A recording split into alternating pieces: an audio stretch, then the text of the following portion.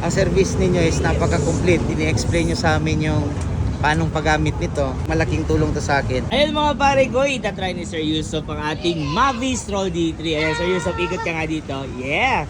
Actually, si Sir Yusuf is isang PWD dahil meron na siyang problem sa kanyang hips. Oo. So, hindi pantay yung paglalakad niya. So, need niya ito para hindi na siya syempre mahirapan sa kanyang walking activities. Ayan. So, this is a upgraded version ng ating Stroll X3 Sir Yusuf. O, kasi ito yung pwede na ma-remove ang ating battery. Ayan o. Ayun. Ayan. And then meron na rin itong tawag dito 1, 2, 3 at saka reverse. Unlike sa ating first version, wala pong reverse.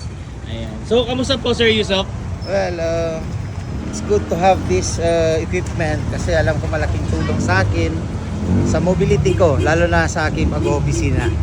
Ay, thank you so much Sir Atis. Oo. Nararamdaman namin na nakakatulong ang Vintoy sa mga PWD at senior na tulad po ninyo.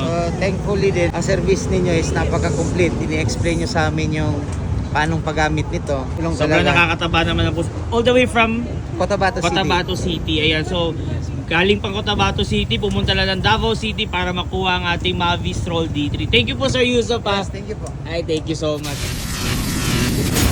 Dito lang yan sa Bangkal, Davao City. Delivery buong Pilipinas at sa ibang bansa.